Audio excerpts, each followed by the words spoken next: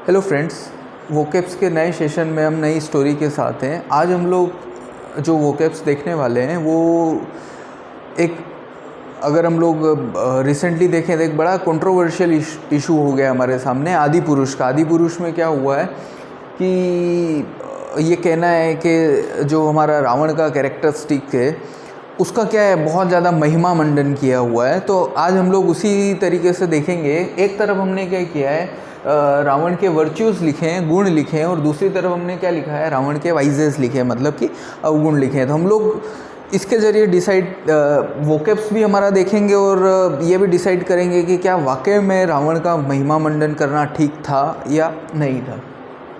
तो हम लोगों को पता है कि रावण क्या था, रावण बड़ा ही विद्वान, रावण का जो गुण है उसको अगर हम देखें तो क्या था, लर्नेड था। लर्नेड मतलब बड़ा ही विद्वान था, ज्ञानी था। इसी का सिनोनिम क्या हो जाएगा, स्कॉलर, विद्वान था।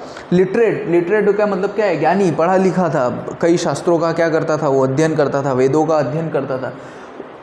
उसी की तरीके से क्या हो जाएगा, इंटेलेक्चुअल का मतलब बौद्धिकता से रिलेटेड वो काम करता था, बुद्धि से रिलेटेड वो क्या है, काम करता था।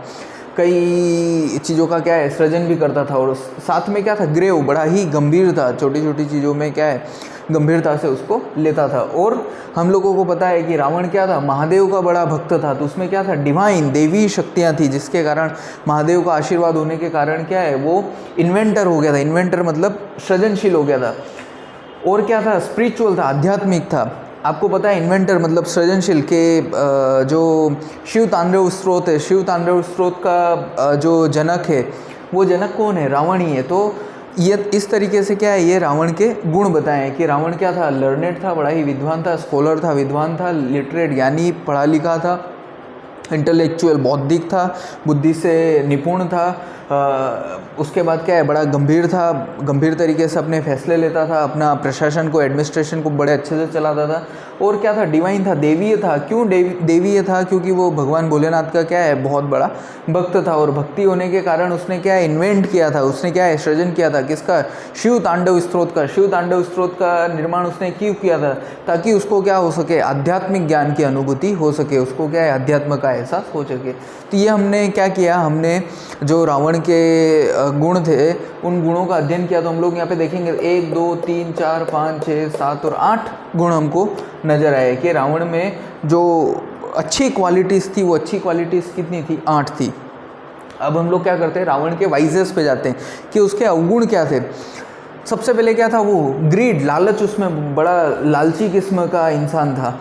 अब इसका पता हमको कैसे चलता है कि उसने सोने की लंका का निर्माण किया था। कई सारे जो राजा थे, इंद्रलोक के राजा जो इंद्र थे, उनको भी क्या कर रखा था, बंदी बना रखा था। कुबेर को बंदी बना रखा था। उसको क्या था, अपनी शक्तियों पे, अपने ज्ञान पे क्या था, प्राइड, घमंड था। बड़ा ही वो अपने आप में क्या है, इस बात का गौरव महसूस करता था, घमंड महसूस करता था कि मेरे से बड़ा विद्वान कोई नहीं है, मेरे से बड़ा भगवान शिव का भक्त कोई नहीं है। उसमें क्या था, एनवी, ईर्ष्या की भावना थी।